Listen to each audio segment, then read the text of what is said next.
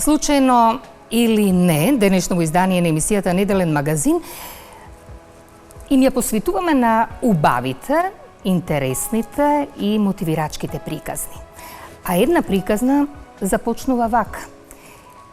Се започна во она време кога чукун дедото на најдобриот мајстор ковач во старата градска чаршија ја доби работата како дворски ковач и царски мајстор.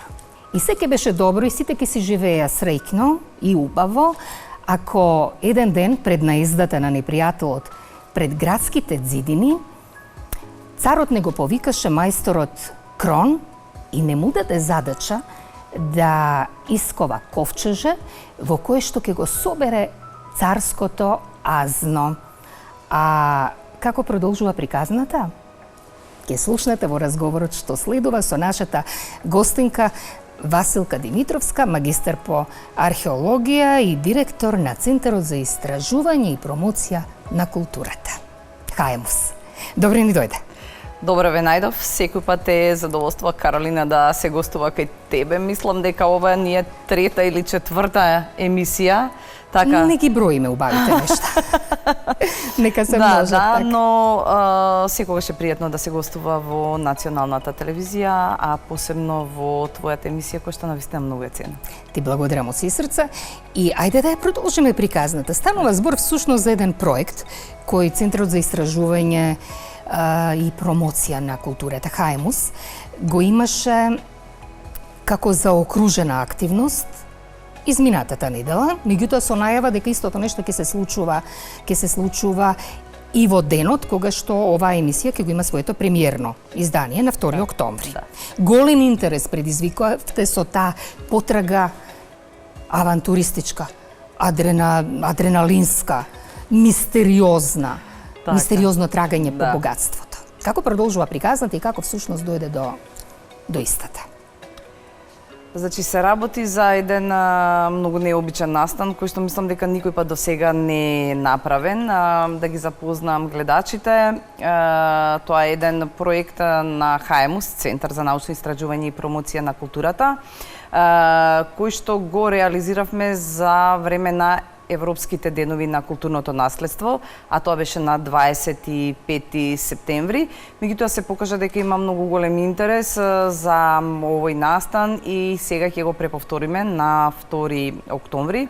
Се работи за вистинска, едукативна, интерпретацијска, социјална игра за деца и за млади, која што се случува на Скопското кале, трае околу 2 до 2,5 часа. Ние ја нарековме потрага по средновековното богатство, една авантуристичка мистерија, каде што сите учесници преку разни загадки, мистериозни кодови, шифрарници, тајни и слично, преку неколку локации треба да го најдат средновековното богатство кое што некој пат на чукун дедото на мајсторот Крон му го дал самиот крал. Да објаснам за гледачите на македонската телевизија, всушност се работи за една едукативна игра која што се базира врз вистински настани, личности и објекти кои денеска постојат на Скопското кале. Веројатно повеќе мина, освен ако не се стручно упатени, не знаат дека на Скопското кале има кралска палата од 13-тиот и од 14-тиот век. Меѓутоа, поради отсутството на сигнализација, веројатно прошле покрај неа, но не ја распознале како објект. Меѓутоа, не се работи само за палатата, се работи за многу остатоци од тој некој средновековен период на Скопското кале и генерално на Скопје и некои личности и приказни кои што сакаме да ги потенцираме и на тој начин да дадеме значење на средновековниот период или генерално на културното наследство од средновековниот период кој што го има и во Скопје, но се разбира го има и на територијата на цела Македонија. Инаку добро кажа за мајсторот Крон, значи сите учесници на оваа авантура добиваат едно ковчеже, добиваат сет всушност истражувачки, Археолошки, истражувачки, така. Археолошки истражувачки сет во кој што има неколку работи, но главните работи се две. Тоа е една мапа на Скопското кале со сите објекти кои што денеска можат да се видат. Голема благодарност упатувам до илустраторката Бисера Наумовска, една млада, многу способна илустраторка со која што веќе не знам, работиме неколку години и повеќе проекти сме сработиле. Аз не знам дали која камера, да, еве вака изгледа отприлика, значи мапата. Сушност така и започнува потрагата. Така и започнува потрагата, значи ја добиваат мапата, добиваат сет за истражување со разни алатки. Нема да откриеме кои се алатки и го добиваат дневникот на мајсторот Крон. Значи овој дневник рачно изработен, да, го напишал мајсторот Крон, ковач од старата Скопска чаршија кој што живел некаде кон крајот на 19 век, но значи чишто чукун дедо бил царски ковач во времето кога една млада принцеза дошла на дворот. Таа принцеза е Марија Палеологова и мислам дека тоа е еден од брендовите кој што Скопје недоволно ги има истражено. Еве јас уште еден шифрарник, значи ќе покажам кој што се наоѓа. Има тука голем број на шифрарници, стари мапи. Ама да не откриваме се, затоа што нема да откриваме, да. Новата потрага. Заинтересирани има многу. Да, ние всушност за прв пат го реализиравме овој проект јавно, предходно беше само по приватни прослави, родендени и слично, и сега решивме да го направиме достапна оваа авантуристичка мистерија практично за сите граѓани. И имаме ние снимки, значи веројатно додека зборуваме гледачите ќе можат веројатно ги гледаат, да. Тоа се нефилтрирани снимки од првата потрага која што ја направивме, а ќе ја снимам и оваа втората потрага што ќе ни биде практично денеска. И едноставно ќе видат на кој начин децата се забавуваат и при тоа се едуцираат. Значи целата оваа игра е дел од една поголема програма на Хаемус која што ја стартувавме лани. Таа програма се нарекува Млад истражувач. Сите заинтересирани можат да го погледнат вебсајтот mladistражувач.mk или сметките на социјалните мрежи на Инстаграм и на Фејсбук и да дознаат нешто повеќе околу сите активности. Но правиме голем број на игри, на работилници, веќе имаме 12 публикации. Во саботата, во рамките на Денот на граѓанските организации, организирано од Цивика Мобилитас, ја промовиравме праисториската читанка и вежбанка за млади истражувачи и заедно со сето тоа имаше многу дечиња кои што беа дел од нашата интерактивна, креативна работилница Тајните кодови на каменото доба. Но целата оваа програма ја стартувавме со цел да можеме на децата и на младите да им се приближиме на еден многу интересен интерактивен начин кој што е близок до нивното размислување, ги вклучува новите технологии, но пред се е базиран на едукацијата за нашето пребогато културно наследство. И значењето кое што истото го има и за генерациите што се и што допрва следуваат. На почетокот ви беше таргетирана како група, нели, оние прекрасни млади луѓе од 8 до 14, ама имавте толку многу јавувања и од многу повозрасни кои сакаат да се вклучат. Има ли можност, можеби Хаемус да подразмисли за една таква авантуристичка тура каде што нели ќе можат од 7 до 77 и понатаму па да се пријавиме и не, зошто да не? Па сме организирале ние предходно, всушност ние оригинално е замислена да биде за возрастни со многу потешки загатки и предходно сме ја реализирале како тимбилдинг во некои затворени групи со разни државни или приватни организации.